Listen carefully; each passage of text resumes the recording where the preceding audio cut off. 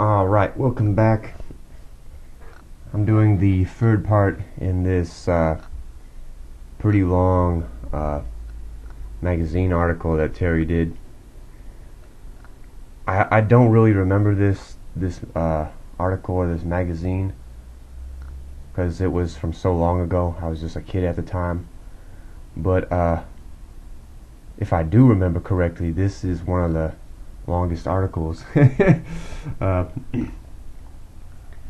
think that Terry did. Yeah. Alright. So I left off at, here we go. Excuse me.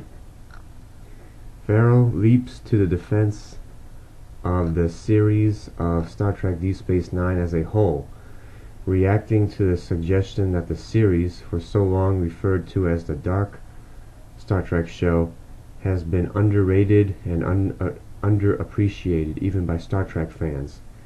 I believe more people are watching Star Trek DS9 than they are watching Star Trek Voyager, she argues. Actually, that's probably true, although I'm not totally certain about that.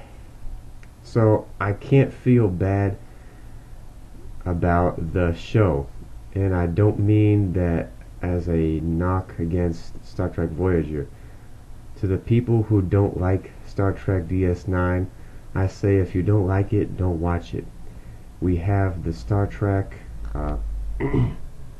excuse me, prefix, but Star Trek DS9 is really different from the other Star Trek shows, and that's good. Why should everything be alike? The thing that's unfortunate about any science fiction show is that you can't generally jump into a show in the middle of its run, or even in the middle of an episode, and understand what's going on.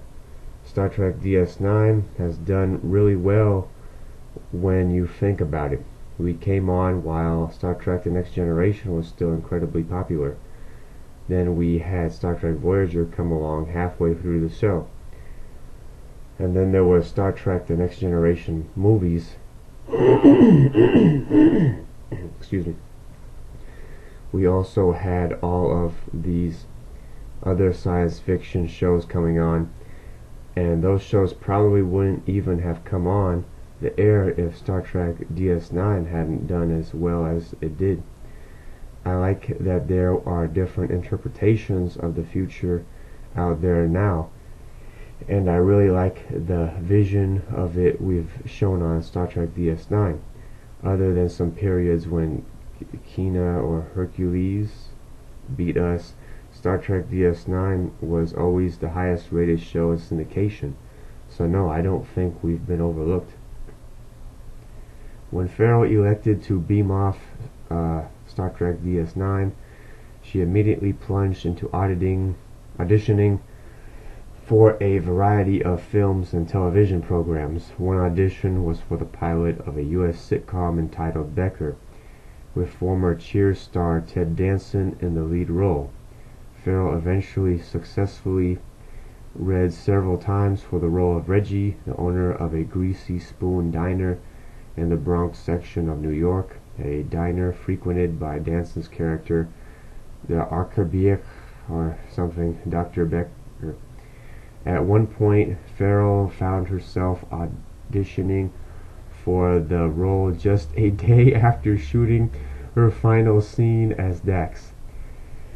And as fate would have it, Farrell's auditions took place at the Paramount Pictures Studios. Paramount's television division produced the pilot, and it was filmed before a live audience on the studio lot, not far from the Star Trek DS9 sound stages. CBS, one of the 4 major networks in the United States, ultimately picked up Becker as a series, and it will join the network's schedule most likely in early 1999 as a mid-season replacement. The former trio couldn't be more thrilled. "Are you kidding?" she all but shouts. "It's like a dream come true. Ted is one of the most likable, most considerate men I've ever met in my life. The first time I met him there was a room full of actresses who were about to read for him for a couple of different roles. He came out and said, "Let me go around the corner with each one of you so we can run lines, so we're not doing it for the first time when we do it in front of the Paramount people." He was so supportive of everybody. It made everyone feel much more relaxed and much less competitive. I was so thrilled when I got the job, and I can't wait to start filming it. It's going to be a lot of fun. Farrell is quick to dispute the suggestion that many actors who have tried to move on from the 24th century have been plagued by the Star Trek curse and become typecast. Look at Brett Spiner and Patrick Stewart, she argues. Mariana Sirtis keeps working. Ace McFadden did a series, Marker, right after Star Trek The Next Generation ended. Jonathan Frakes and LeVar Burton haven't done too badly for themselves. I don't think there's really a curse. The new Star Trek shows are popular in their first run, so it's quite different from what happened to the people in the original series. They got trapped in the whole phenomenon thing. For me personally, how am I going to be typecast as Dax? Or am I going to be typecast as Dax? Come on. It's not like I walk in the door with my spots and a hairpiece, so my typecasting would be of a strong woman. Oh, what a drag. So Farrell is leaving Star Trek DS9 on good terms and wishes everyone well. She promises fans she'll still do the occasional convention appearance if there's a demand for her presence. She'd return for a guest spot if asked, and plans not only to visit her old friends next season, but to tune into Star Trek DS9 to see how the show goes on without her. And she'll treasure the makeup mirror Michael Westmore gave her as a parting gift, which is in her bathroom at home. Star Trek DS9 was one of the most positive things I've ever done in my life, she enthuses, summing up her feelings about her personal and professional journeys. It has had such an incredibly positive impact on my life in every way. It was a job, a steady job. It was money. I had the experience of working with this amazing cast and our great crew for so long. It gave me the chance to say goodbye in the right way, because my leaving wasn't a last-minute decision or a big angry thing. The character was this woman who was strong and opinionated and always an equal. And finally, because of the fans and their wonderful support for me all these years, overall it was just a tremendous experience.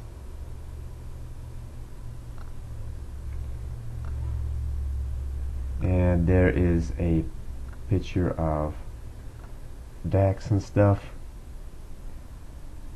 Some pictures.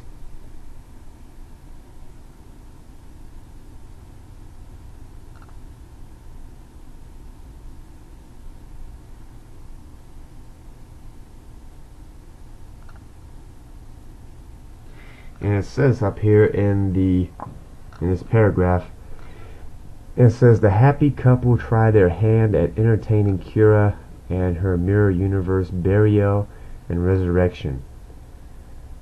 Below left, Dax is happy to learn of her friend's blossoming relationship with Odo in his way.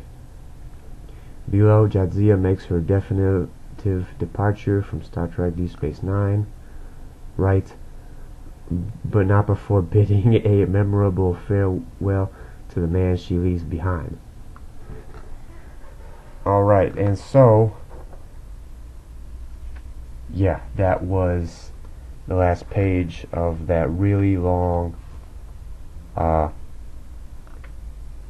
article and stuff, or interview. This is just some of the parts of the magazine and stuff. This is from really long ago. Oh yeah.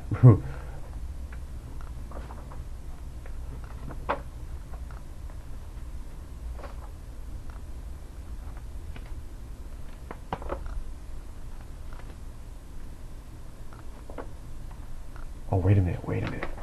Was this the one with... Well, I remember what it was. There was an advertisement in one of these for that one video game I used to play as a kid, Birth of the Federation. I'll have to see if I could remember where that was. Try to find that again.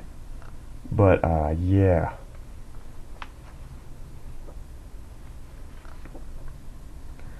Alright, so this came out.